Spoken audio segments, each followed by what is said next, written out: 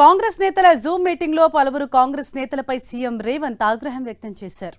Sir పై ఎన్నిసార్లు చెప్పినా వినటం లేదని పలువురు ఎమ్మెల్యేలపై సీఎం సీరియస్ అయ్యారు. పార్టీకి నష్టం జరుగుతుంటే చూస్తూ ఊరుకోబోమన్నారు. సర్తో బీజేపీ కుట్ర చేస్తోందన్న సీఎం రేవంత్ అప్రమత్తంగా లేకపోతే ఇబ్బందులు తప్పవని హెచ్చరించారు. ఎమ్మెల్యేలు నియోజకవర్గంలోనే ఉంటూ మానిటరింగ్ చేయాలని ఆదేశించారు. తనకి ఒక నియోజకవర్గం కేటాయిస్తే వెళ్లి పనిచేస్తానని సీఎం రేవంత్ అన్నారు. సర్ అవగాహన సదస్సులపై జిల్లాల వారీగా తన దగ్గర రిపోర్ట్ ఉందన్నారు సీఎం రేవంత్ రెడ్డి.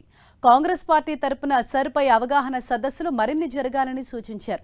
సర్ పై ఇన్ఛార్జ్ మంత్రులు మరింత బాధ్యతాయుతంగా వ్యవహరించాలన్నారు.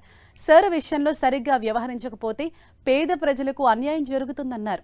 పేదల ఓట్లు పోతే వాళ్ల ఆధార్ కార్డు, రేషన్ కార్డు పోతుందని, అందుకే వాళ్లకు అన్యాయం జరగనివ్వొద్దని కాంగ్రెస్ నేతలకు సూచించారు సీఎం రేవంత్. ఇక పార్టీ ఆదేశాలను ఎవరైనా పాటించాల్సిందేనని, సర్ పైన పార్టీ ఆదేశాలను పట్టించుకోని వారిని గుర్తించి వారి స్థానంలో మరొక ఇన్ఛార్జ్ను నియమిస్తామని హెచ్చరించారు. ఈ విషయంలో నిర్లక్ష్యంగా వ్యవహరించే వారిని క్షమించబోమన్నారు. పని చేయకుండా పార్టీకి నష్టం కలిగిస్తామంటే చూస్తూ ఊరుకోబోమన్నారు.